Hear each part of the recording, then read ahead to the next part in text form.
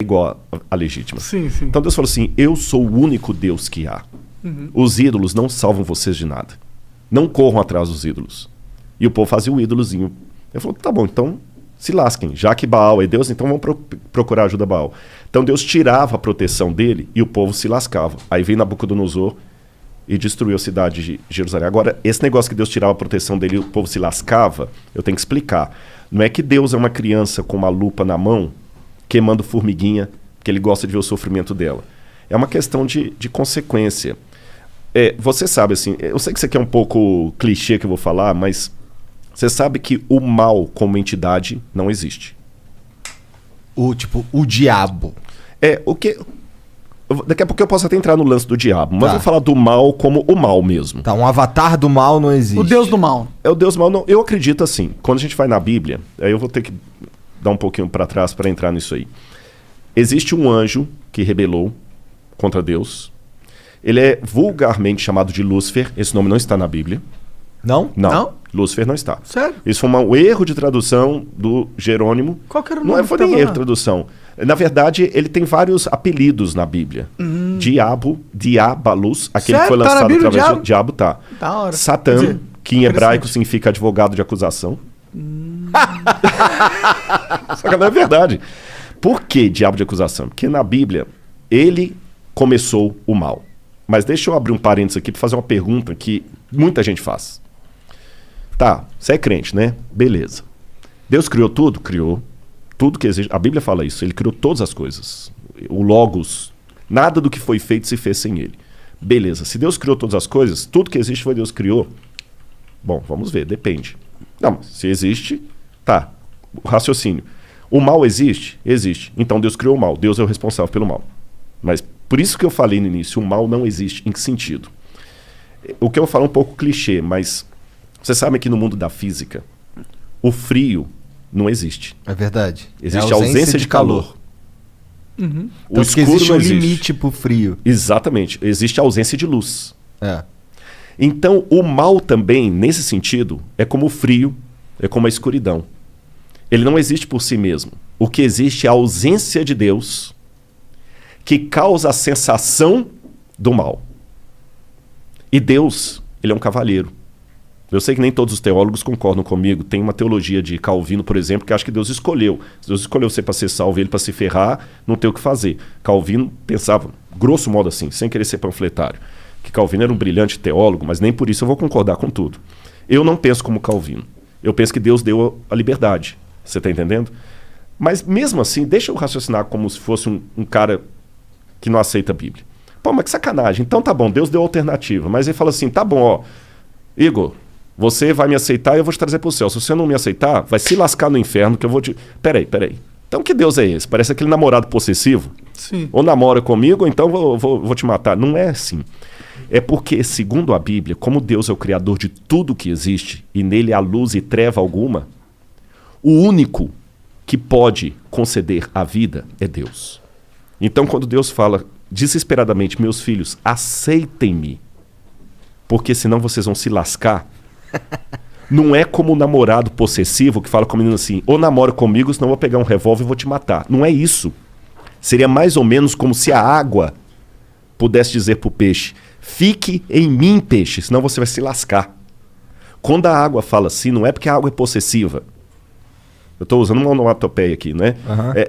Não é porque a água é possessiva, não é porque a água é namorada. É porque não dá para viver fora. É porque não dá para viver fora. Então, quando Deus apela, filhos, vivam em mim, porque senão vocês vão se lascar, é porque Ele nos ama.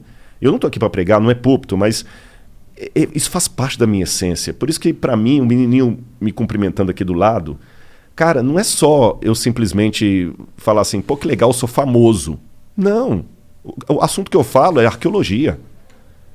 É porque se o que eu falo for verdade, eu não posso ficar calado, Igor. Você está entendendo? E aquele lance que eu falei da cruz de Cristo, os romanos crucificaram milhares de pessoas. Mas aquela crucifixão de Jesus de Nazaré foi diferente. Por quê? Vou te falar por quê. Vou contar uma historinha para você. Um rei, vou responder igual Jesus. Jesus contava uma história, quando o pessoal perguntava. Um rei uma vez deu uma regra no reino dele. Ninguém pode roubar. Se alguém roubar, eu vou mandar arrancar os 2 olhos. Cara, funcionou, ninguém roubava. Você podia dormir com a porta aberta, o cara das trancas nem vendia tranca. Delegacia só quando era uma briga, assim. Até que um dia chegaram pro rei e falaram assim, majestade, nós pegamos um rapaz roubando aqui, a sua lei fala que tem que ter os 2 olhos arrancados. Ele falou, tudo bem, só que tem um problema, é o seu filho. É o príncipe. E aí? Vocês têm filhos? Tem. Eu não tenho. O que você faria, monarca? Você é o rei. Se eu sou o rei, eu mando arrancar os olhos. E você, Igor? Bom, se eu sou o rei, se eu sou o Igor, eu ia apoiar. Não, minha filha não, irmão. Todo respeito aí. Eu perguntei de propósito. Mas se eu sou o rei... Você é o rei, Igor. E pai da sua filha ao mesmo tempo. Então, é que se eu sou o rei, eu preciso mandar arrancar os olhos, né? Você arrancaria mesmo da sua filha? Pensa nela agora. Cara, olha, se a gente quiser entrar nessa, eu forjaria a morte, eu executaria de mentira, exilaria a minha filha pra algum lugar, porque aí eu consigo manter o rei que pune quando alguém rouba e consigo salvar a vida da minha filha, só que eu não consigo manter ela perto de mim. Uhum. E teria uma coisa também. Você nunca ia poder olhar nos olhos da sua filha e falar, você tem um pai honesto. Verdade? Ah, mas por isso eu falaria.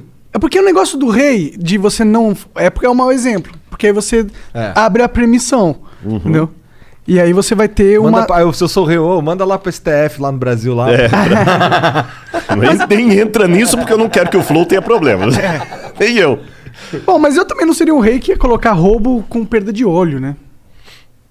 Ah, funcionou. Ninguém roubava. Ah, mas funcionou porque é uma pena muito punitiva. Mas poderia ser uma pena não tanto punitiva que também funcionaria, talvez, né? Posso dar a solução bíblica para responder a pergunta dele? Por quê? Esse rei falou o seguinte, palavra de rei não volta atrás. E ele tinha um dilema, porque se ele mandasse arrancar os olhos do filho, o pessoal falou assim, pô, esse cara não tem misericórdia nem do filho, quanto mais da gente.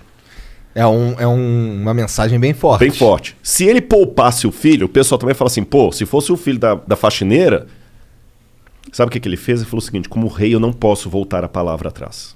Mas como pai que ama, eu não tenho filho, tá, monarca?